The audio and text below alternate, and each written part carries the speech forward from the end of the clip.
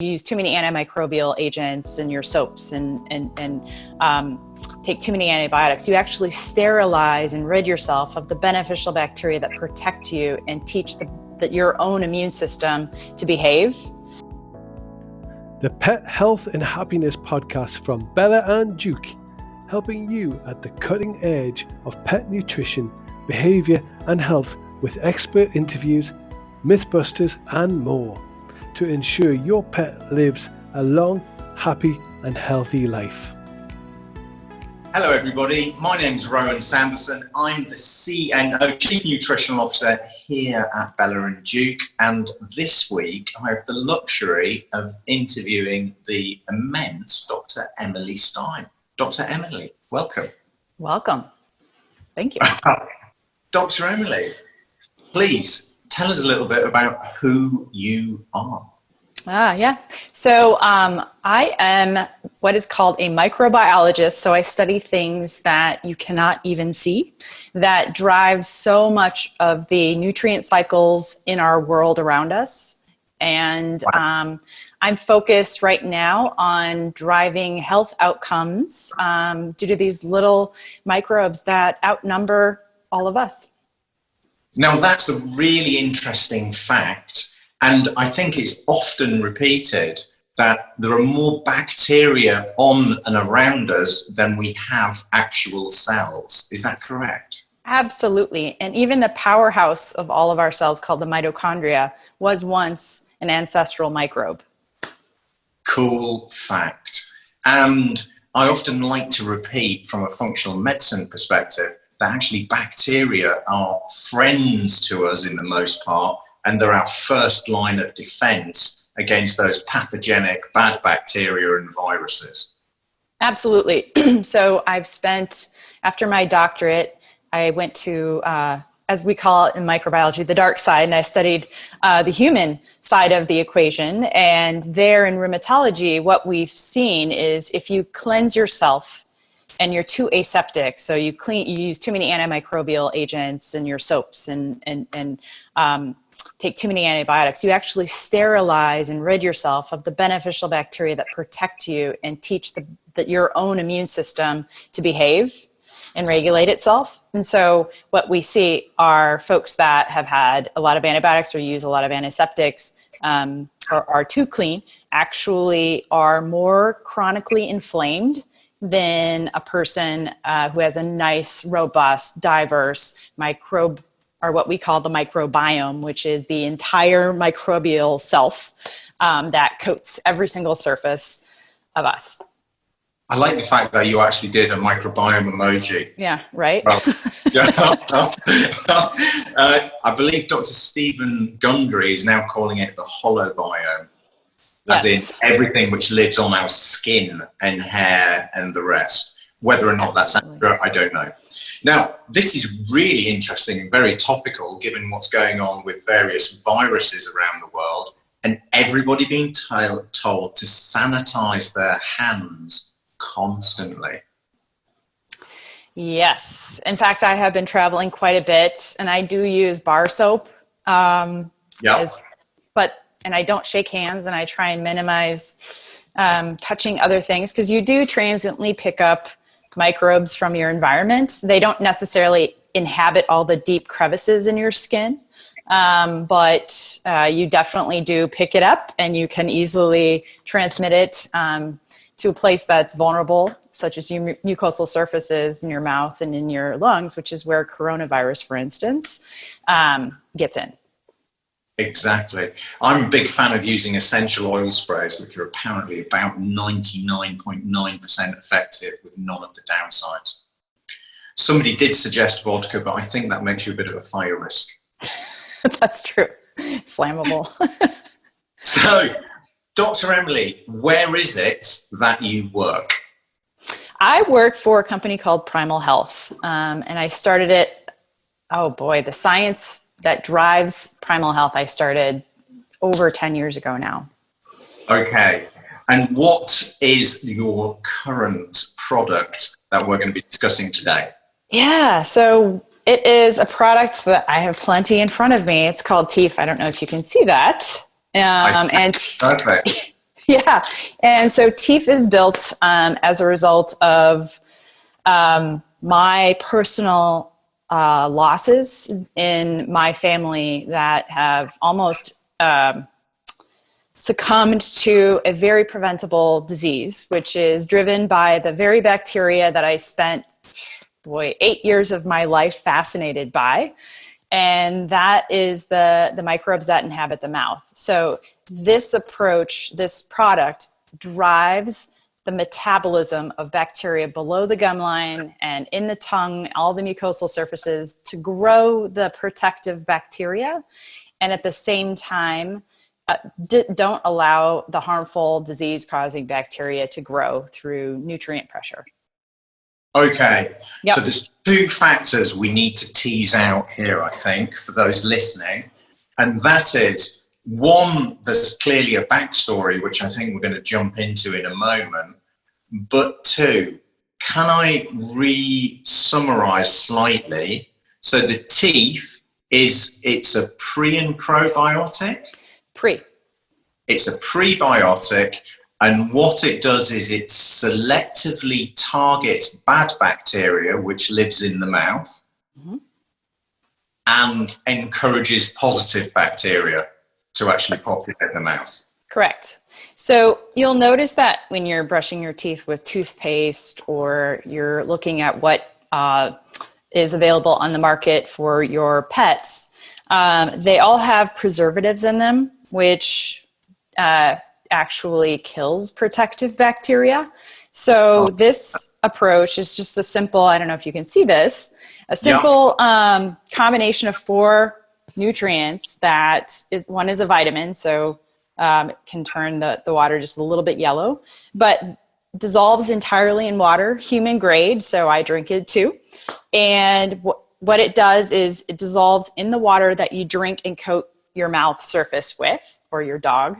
And because it's diluted in water, it can then, I don't know if you can see this, penetrate way below the gum line. So underneath the gum tissue, just to give you an orientation. So this is a healthy tooth.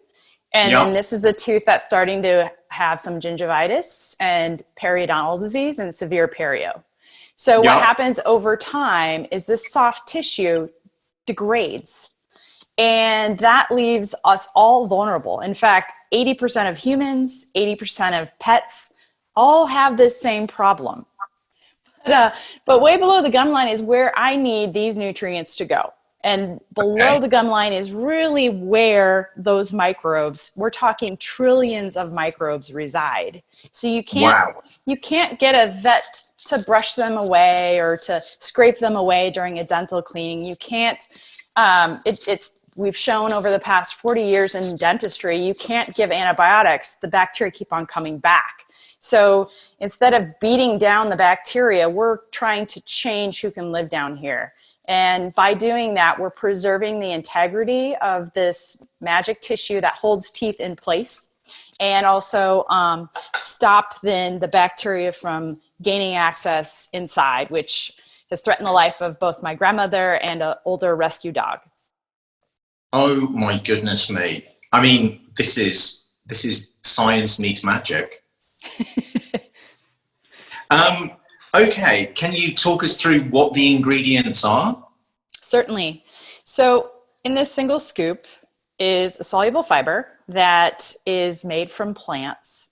Bacteria actually convert the fiber into what's called cyclodextrin, and that's a cyclized fiber. It just passes right through our GI tract. So the dog and the human, we do not degrade this or digest it. But what we found, which is what we patented, is this fiber actually blocks the bacteria from eating carbohydrate, which is critical because we're finding that carbohydrate it's in all diets. It's in bone marrow, it's in muscle tissue, it's in a lot of the dry chow that they give to dogs. And it grows harmful bacteria that strongly drive the disease process that causes premature death in all of us. So that single ingredient is having a significant effect. That's only Now, one. I There's three love more. this. I love this because, frankly, there are so many people at the moment, and I'm really, rather than trying to combat them, I'm looking to educate and win them over, who are saying, dogs aren't wolves, they can digest carbohydrates. And to which I reply, yes, they can. They do produce amylase, albeit not in the mouth. They do produce it elsewhere. I mean, they are producing amylase. Cool, which is the enzyme which breaks down bacteria. However, being able to do something and actually it benefiting you are two totally separate things. As humans, we know that. We can go out and drink 3 bottles of red wine. That doesn't mean it's going to do as good. And same thing, dogs. We're seeing astronomical rises in pancreatitis, which I believe there's about to be some exciting research coming out very soon from Alaska, from some sled dogs, showing that it's actually being bacteria or carbohydrate all the time. Mm-hmm. No surprise. Mm-hmm. Yeah, and in fact, so you'll notice that, so in the human biology side now that, they're finding this also on the animal side, if you follow in the body where most of the carbohydrates are consumed, the brain, the mouth, and the pancreas, there's this particular species called Porphyromonas. He lives below the gumline. He escapes and goes to the brain, and he also escapes the mouth and goes to the pancreas. He is the most strong indicator of risk factor for developing Alzheimer's and pancreatic cancer, not just periodontal disease. Wow. And yes, what is the name of this bacteria? The human species is called Porphyromonas gingivalis, but we've also tested dogs, and we've seen Porphyromonas gingivalis in dogs' mouths as well. The dogs also can have in their mouths Porphyromonas species that are unique to dogs, but we've also now seen that in humans. So there seems to be an exchange of microbes based on who you cohabitate with. So we tend to share a certain percent of our microbes with our dogs and vice versa. And these organisms however, they do not eat carbohydrate themselves. They eat the waste products of glycolysis. So they are eating all the surrounding bacteria that are digesting the sugar are secreting out waste products that these organisms must have to grow. Wow.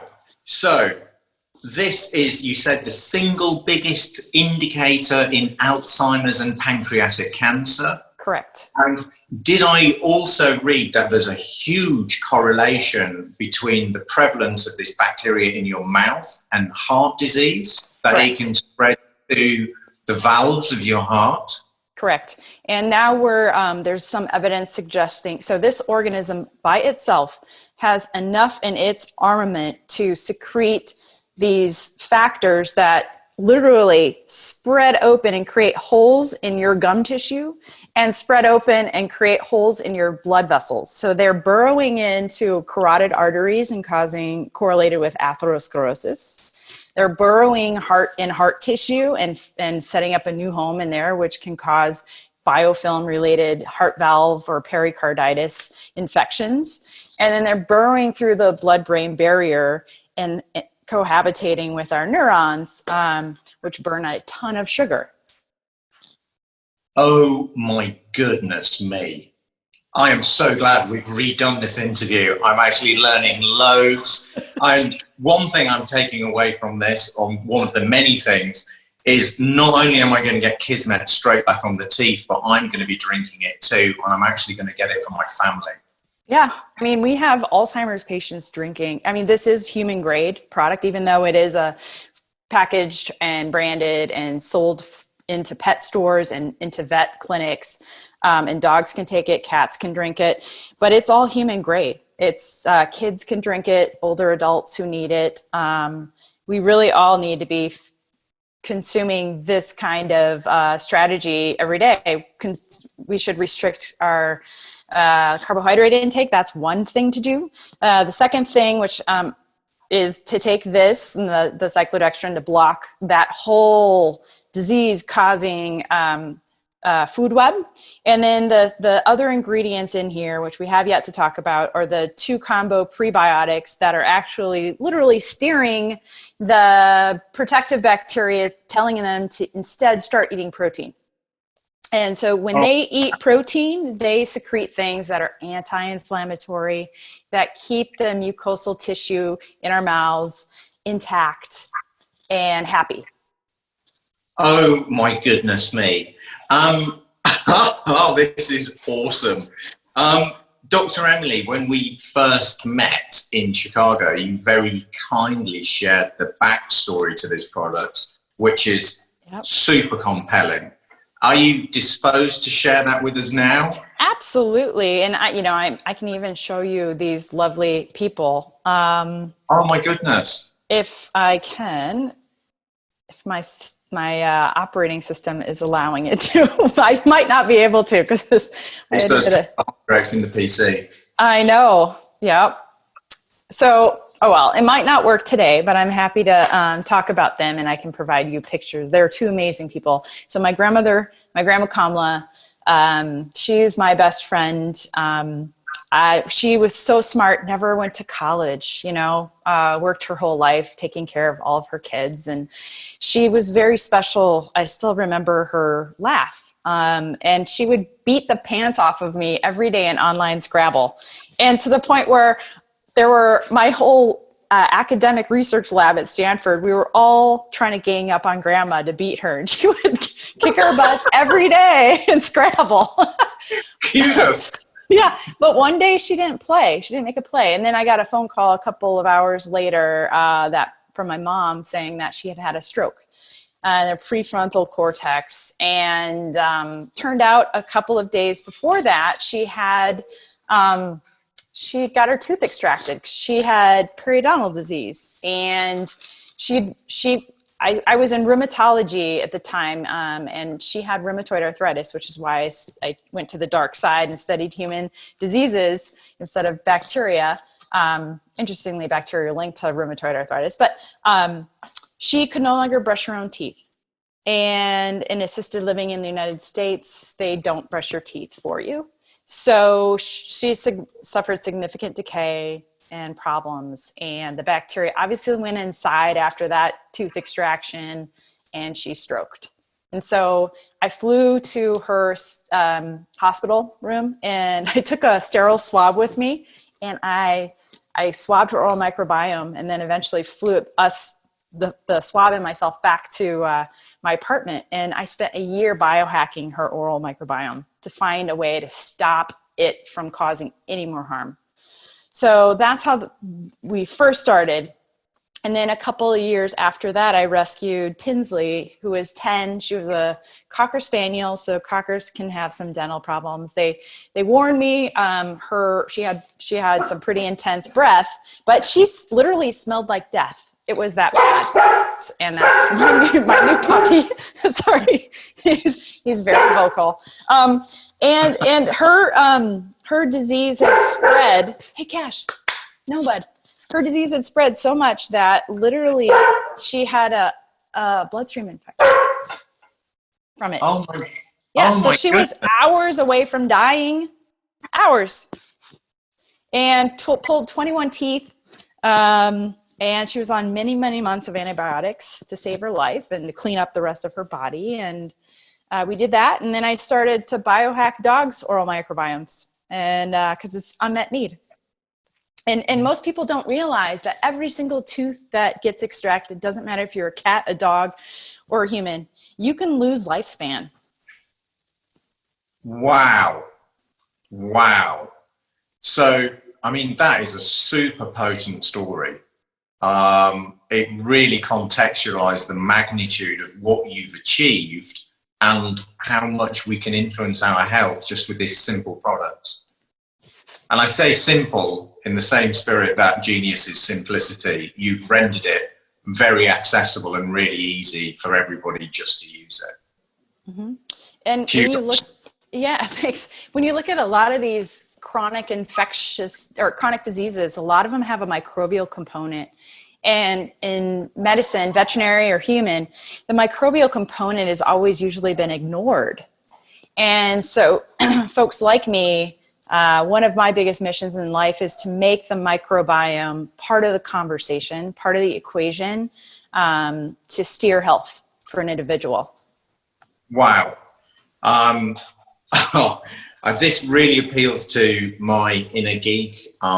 I've noticed, and I'm a big fan of Dr. Alessandro Fasano's work about autoimmunity being a three-legged stool. Mm-hmm. And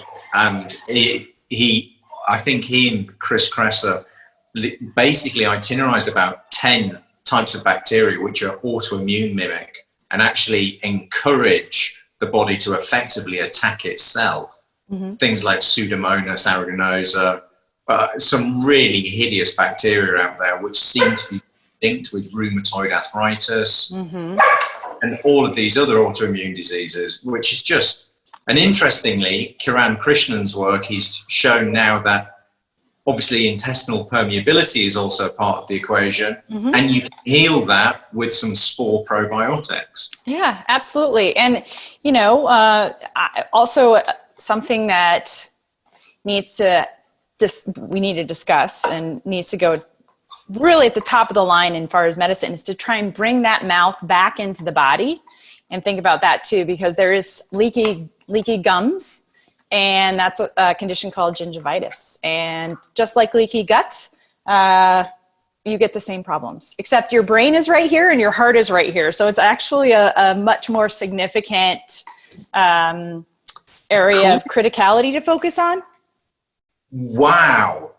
Yeah, because the blood vessels are right here. And the mouth is so well vascularized, right? And there's a superhighway of blood vessel goes to the brain, and there's another superhighway that goes down. And you want to really protect that as well. Oh my goodness me. You have really opened my eyes to this.